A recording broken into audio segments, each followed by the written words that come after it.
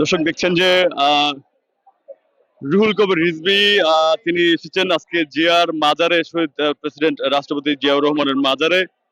তিনি শ্রদ্ধা নিবেদন করেছেন এবং সমসাময়িক রাজনৈতিক ইস্যু নিয়ে তিনি কথা বলেছেন, তেমনটি আমরা দেখেছি।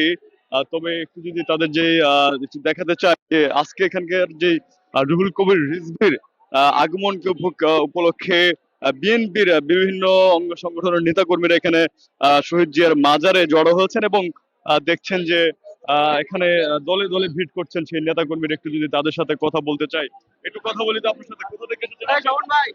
বরগুনা বেতাগী। এখানে কেন এসেছেন আজকে? আমাদের বরগুনা জেলা বিএনপির কমিটি হয়েছে নজরুল ইসলাম মোল্লা আহ্বায়ক এবং সদস্য সচিব হচ্ছেন হুমায়ুন হাসান শাহিন ভাই।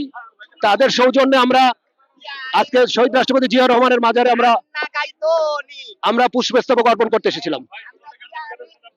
ঠিক আছে আচ্ছা। জি, আমরা আসছি বরগুনা থেকে, আমাদের নবগঠিত কমিটিকে শুভেচ্ছা জানানো। আমরা আসছিলাম, আমাদের বরগুনা জেলা নতুন কমিটি ঘোষণা করা হয়েছে। বরগুনা জেলার আহ্বায়ক জনাব নজরুল ইসলাম মোল্লা এবং সদস্য সচিব জনাব হুমায়ুন হাসান শাহিন। আমরা এদের কমিটি পেয়ে আমরা খুবই খুশি এবং বরগুনা দুইটি আসনকে আমরা ধানের শীষে ইনশাল্লাহ বিজয়ী করব।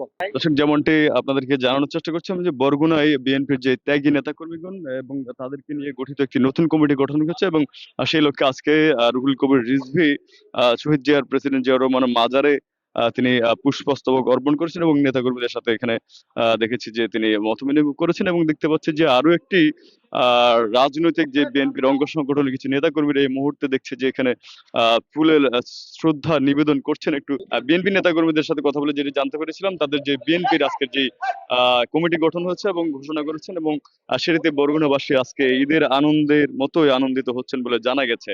তো এই ছিল শহীদ প্রেসিডেন্ট জিয়াউর রহমানের মাজার থেকে আজকের এই বরগুনা কমিটি উপলক্ষে ফুল শ্রদ্ধা নিবেদনের সর্বশেষ। কবি আরিফ, সকালবেলা, ঢাকা।